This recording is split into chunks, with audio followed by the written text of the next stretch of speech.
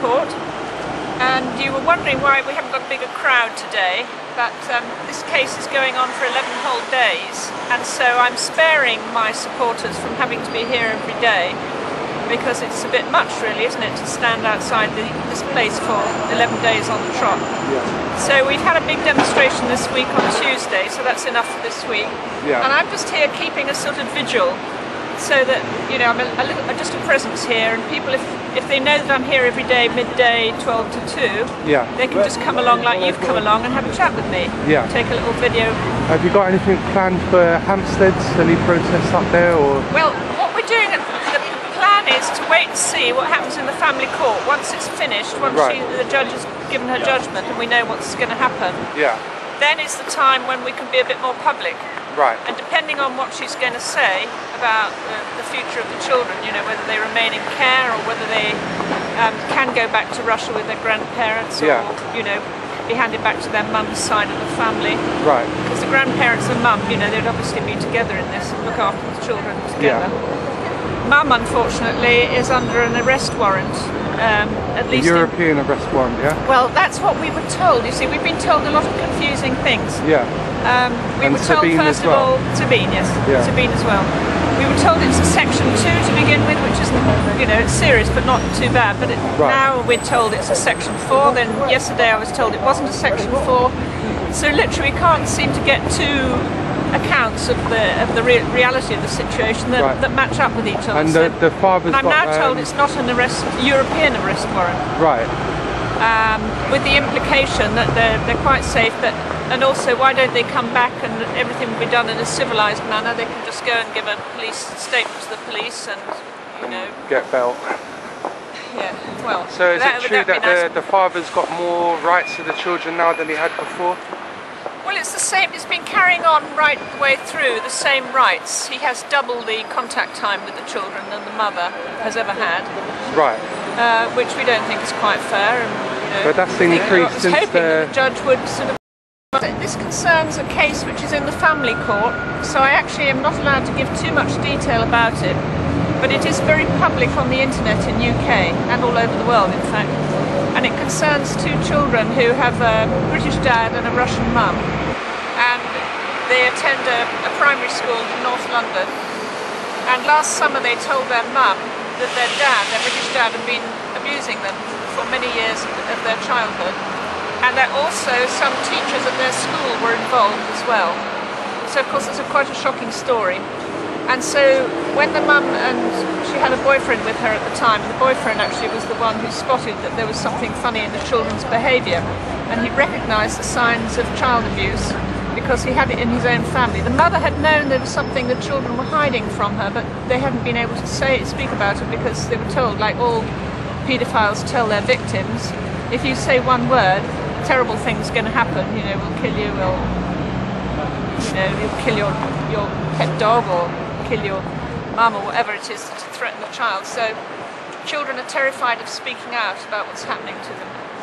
But the boyfriend recognised it and got the facts out of them. So they went to the police beginning of the school term, and the police's reaction was to take them into care, into local authority care. And they've been, ever since they first reported to the police, in local authority care in Barnet. And the case is still going through the family court.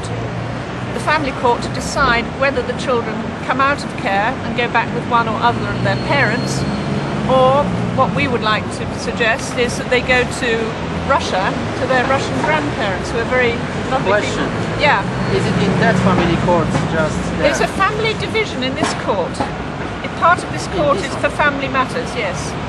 But all sorts of things go on. This is the High Court of the country, so the most serious cases usually end up in here. From personal experience of mine, yes, the family court is corrupt. Oh God.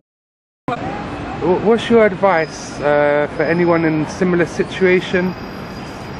Should they go to the police and report it? Should they go to the social services? I have to say, from my experience of doing this sort of public advocacy work, voluntary, not charging anybody, for 3 years, 4 years, I would advise people not to go to the police initially. I would advise people to get together with other local parents who have been in a similar situation and get support from each other in the community. Yes.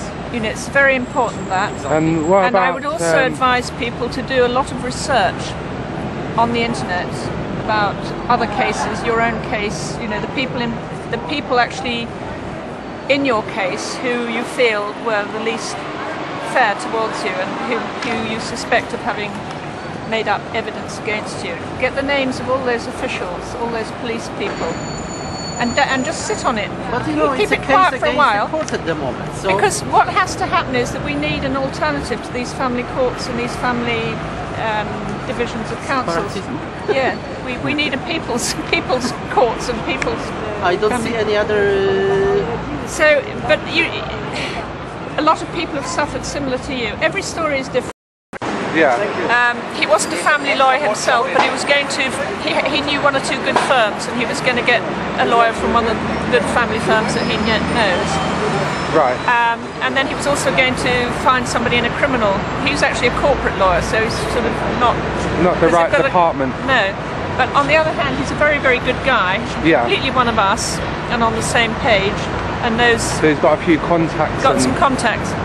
But oh, for some brilliant. Thanks very reason, much. she didn't really want him to be involved. Right. So I don't know what's going on there. And what about all these videos going up over the net with the children's faces? I mean, whoops, a daisy. To be quite honest, I regret that somewhat. Yeah, I think it's regrettable. I think because the mother herself, she was on the point of producing her digest of the videos yeah, with the faces blurred. right, okay. Right? And she hadn't quite finished the tape, the video footage. Yeah. And then it suddenly all erupted. You know, Well, I so mean, suddenly, how did it all suddenly erupt then? I mean, who had the videos to put them online with a lot of people over the months since last September have Yeah. been shown the evidence, Right, okay. including members of Russia Today, Right, TV, okay. and some Russian people. Oh, thank you too. Thank you. And then we, the Mackenzie Friends Association, have had the materials since early November. Yeah, I tried to persuade my colleagues that it was best to sit on this until the family case had been concluded, yeah, and to choose very carefully the moment when to release this on the world, as it Yeah. were. If it was good to release it at all. And anyway, we shouldn't rush to release it. yeah, I certainly didn't release anything from my side, but Yeah. I have one or two colleagues who are a little bit hot-headed, and they kept saying all the time, well, the more we sort of sit on this stuff and talk and discuss and nothing happens, yeah, the more children are being abused in the Hampstead school. yeah.